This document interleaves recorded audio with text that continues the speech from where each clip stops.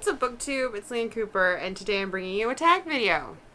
You ever just have one of those days where you're sitting around and you're like, I really want to film a video, but it's the end of the first week in the month, so you've already posted your wrap-up, you've already posted your TBR, and you haven't read enough to do your mid-month wrap-up because it's not the middle of the month? Yeah, that's me today. So I'm going to bring you a tag video even though it's not Tuesday, and I usually try to post tag videos on Tuesday for Tag Tuesday, but whatever. Today we're going to be talking about the Book Snob book tag. This was created by Tia over at Tia and All the Books. I will leave a link to her original video from May 2019, so a year ago. Not quite exactly. And as well as all the questions down in the description box, so you can check that out. I figured this was kind of fitting for my channel, considering I'm very vocal about the books that are popular that I don't like, and all my reasons for why I don't like them. Yeah, I don't really consider myself a snob. I just think I'm opinionated. There's a difference, right? Anyways, let's get into the questions. Question number 1. Adaptation Snob. Do you always read the book before you see the movie? So you can check out my video that I posted last month about movie adaptation books, where I talk about books that I love that were adapted into movies, movies that I love that I want to read the book they were adapted from, and books that I wish would be adapted to the screen. And in that video I do talk more about how I kind of love collecting books that were turned into movies. If I love the movie, that will inspire me to pick up the book. So no, I'm not an adaptation snob at all. And I will freely admit that sometimes the film is better than the book. It really they're different mediums. They're different methods of storytelling, and they're equally capable of telling good stories. It really just depends on how they're done, who does them, competency of the people involved, etc. So, yeah. Question 2, format snob.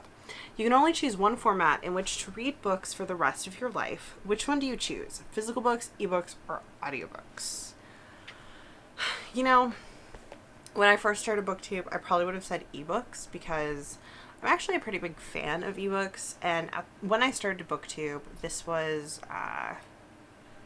2016, 2017, and I am someone who kind of stopped reading in their teens and early 20s, and reading books, and I read a lot of fanfic, and that's all digital. So I was really trained to read digitally, and so I liked ebooks, and I liked getting ebooks from my library.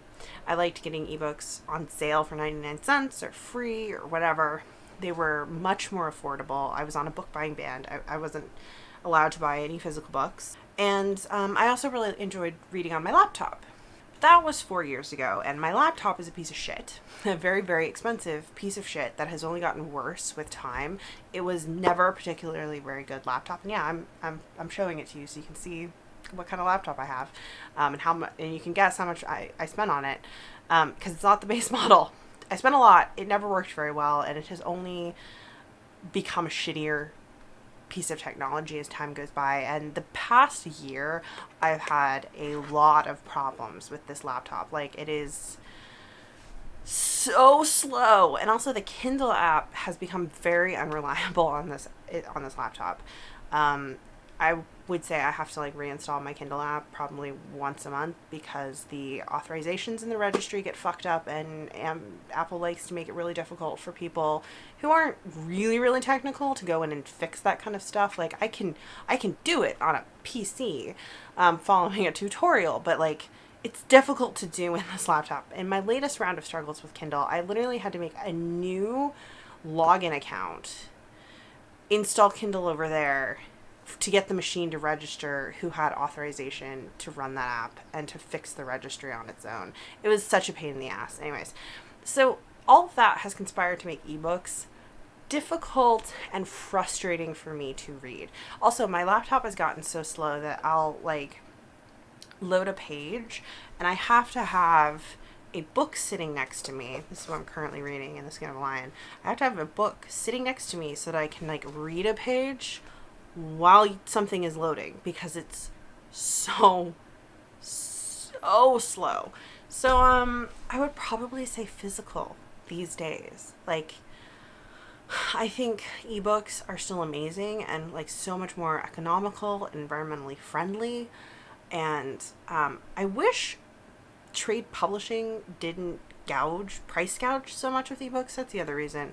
I have definitely gotten more into reading traditionally published books, but the prices are so bad for ebooks. Like, they are really price gouging people with those like, a digital product that you cannot like resell like a book in no way, shape, or form should be $10. Like, that's insanity. That no. So yeah, probably physical books, because at least I can buy them used, or I can get them from the library. Obviously you can get ebooks from the library, but that's another can of worms, because traditional publishers have become increasingly antagonistic towards libraries, making it very difficult for libraries to get digital copies of things, making it expensive, putting limits on how libraries can get a hold of things. Macmillan, for instance, in the United States, won't let a library get new releases until it's like 9 or 12 months after they've come out to let them get them in digital copies. And it's so capitalist and anti-library, and it's frustrating. So, okay, that's my rant. Done. Also, I do love audiobooks. They're my go-to in certain situations. As I get older, I'll definitely continue to listen to them. Also, there is the upside of audiobooks with, as you're aging, your eyes also age. Your eyesight gets worse, your eyes get tired, you might be more prone to headaches, and so audiobooks are definitely a really good alternative, but they wouldn't be my first choice forever if it was my only format. Okay. Question 3. Ship snob. Would you date or marry a non-reader? Yes, because I'm literally dating a non-reader. Maybe I'm not as snobby as I thought I was. Actually, speaking of, eye vision problems, my partner is someone who really needs dark mode. For instance, working on the computer. He's a programmer, and he does a lot of work on the computer. And there's a phenomenon, I have it, but I have it the inverse of him. There's a phenomenon where you can stare at a screen and your vision kind of... For me, it's if I read light text on a dark background, my vision will literally candy cane. And so everything will become like striped. And it gives me blurry vision and really bad headaches. So I cannot read light text on a dark background. He's the opposite. He really, really has pain and difficulty reading dark text on a light background. And that includes reading physical stuff in person. So actually, ebooks are better for him because he can at least set an app to dark mode and read it. And audiobooks are better for him too. Same kind of reasons. So, but he's not a huge reader. He isn't in the habit of reading. He's not averse to reading. We've started sharing my library account so that he can get access to audiobooks, and he's actually started listening a little bit to audiobooks, but he's just not in the habit of doing it, and so he's just not a big reader. I do have a video on my channel where I took him to my work and let him pick out some books for my former place of work, and he picked out some books for me, and then I read and vlogged them. I'll leave a link to that video up above. So yeah, not a snob. Question 4, genre snob. You have to ditch one genre, never to be read again for the rest of your life. Which one do you ditch? That's easy. Contemporary. I would always choose I am a SFF reader in general, but if it comes down to like nothing non-SFF, right, I would always take a historical over a contemporary, literally in any other subgenre, because obviously like historical and contemporary are both labels that can be applied to other genres like romance, comedy, literary fiction, etc. So I would get rid of contemporary. I'm just not interested in it. I live in the real world. I don't need to read about it. Okay, question 5. Uber genre snob. You can only choose to read from one genre for the rest of your life. Which genre do you choose? I mean, I think technically we all consider SFF two genres. Like, obviously, if I could just say SFF, keep it all together, speculative. I'd read speculative fiction forever. No. But yeah, if I had to choose between fantasy and sci-fi, that's tough because I definitely go through moods kind of where I really want to read more fantasy or I really want to read more science fiction. I definitely read more fantasy, but there's definitely a part of me that would prefer to keep, like if I had to choose, I think I would choose science fiction, but that's a tough one. So if I can get away with it, I'll just say speculative fiction, like with a speculative element, and that can be interpreted however you want to interpret it.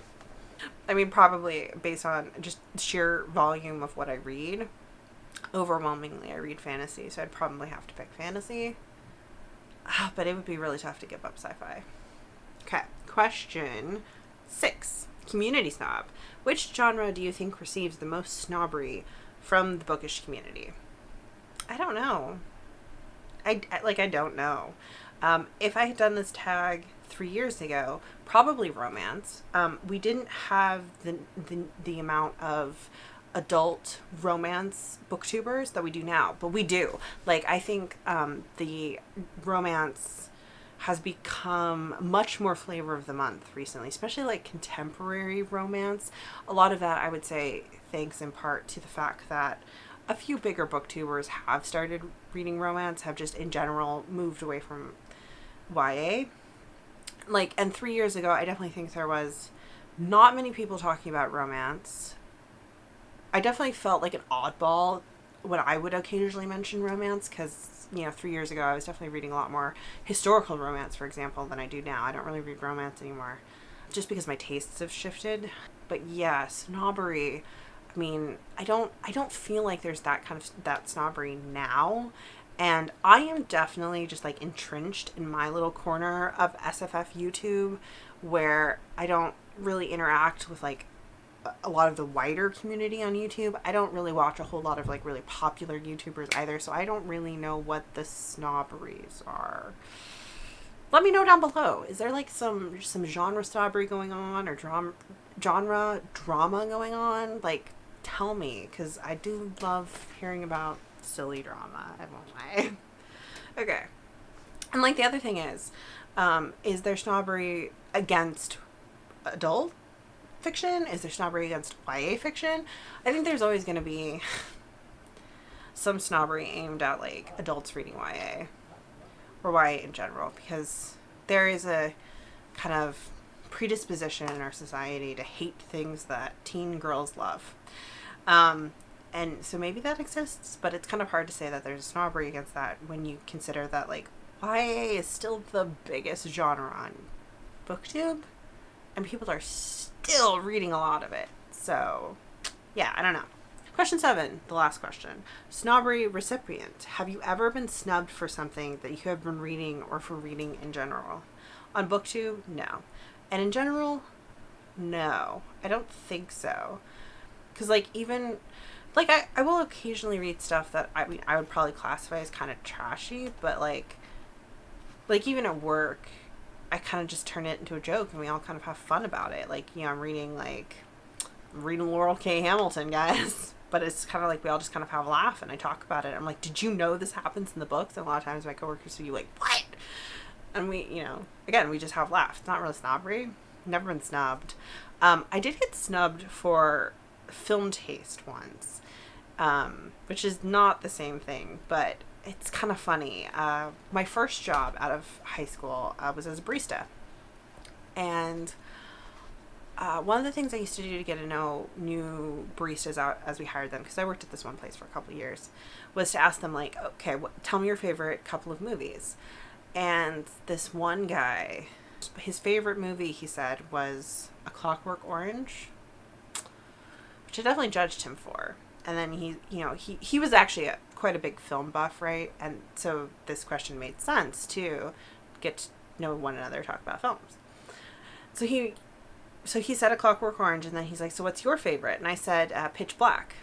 Oh man, snubbed me. It was just like, ugh, like turned away, and like we never talked about films anymore. But like, I do still kind of stand by that. I think Pitch Black is a very interesting transitional film in like sci-fi movies, and I think it also has a lot of really interesting depths to it, even though on the surface, yeah, it's a kind of dumb Riddick film, but it's interesting, and it's still like kind of a good movie in my opinion. And obviously I'm predisposed towards it because I like science fiction movies, and I like examining them and comparing them, etc.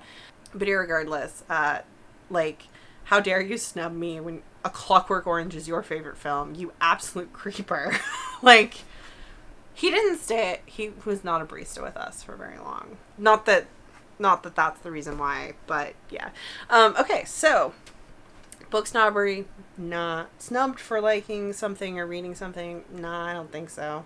I'm probably too oblivious to it if I have been. I think I'm definitely more likely to snub someone over a reading taste than to be snubbed. I won't lie. When I'm like researching new channels and the first thing they do is wax profusely about their love for Brandon Sanderson, I tend not to subscribe. I tend to click the back button, you know, because I've talked about that. I have been known to like skip parts of people talking when they're like waxing about how much they love Victoria Schwab or how much they love Becky Chambers, or again, how much they love Brandon Sanderson. Yeah, but that's about it. Okay, so shockingly, I feel like my answer to most of these snob questions was no. I don't feel that way at all. Okay, so now, why don't I tag 3 people? Because I usually don't tag specific people, but I feel like I can tag some people who I'm pretty sure haven't done this tag. So, I want to tag Julie from Julie Reads. I want to tag Rhea, the Bookfinch. And I want to tag Kelsey over the Fancy Hat Lady Reads. So, because I don't feel like I've seen them do this tag in the past year. If any of you gals have already done it, my apologies. And if you are watching this and these questions sound kind of interesting, or you have like differing opinions than me, consider yourself tagged and let me know you've done the video, and I'll try to go watch it. But yeah, thanks for sitting and chatting with me, just like casual off the cuff little video. It's Friday and I just really wanted to kind of like hang out with everyone on booktube, and then like, you know, tack on my like what I'm currently reading. So like I said, I'm currently reading In the Skin of a Lion, which is one of my Twitter picks, my TBR books. I'm trying to get I really want to get this read by tomorrow, but we'll see if that happens. Tome Topple is going to be starting tomorrow, and I do want to participate in that. I only plan on reading 1 book for Tome Topple though, so I didn't really want to do a TBR. In all likelihood, I'm going to be reading Possession for Tome Topple. Again, this was picked off my shelves by random Twitter number, generator type thing. I have 2 books from the Twitter Picks My TBR video that are over 500 pages, but this is like 120-ish pages shorter, so I'm going to try to stack my cards in favor of succeeding at Tome Topple round 11. But yeah, so these are kind of the 2 things I'm going to be reading in the next week and a half. We'll see how long this takes me. I'm a little afraid, but that's just because long books always make me afraid. Yeah. Okay. Thanks for watching. See you guys later.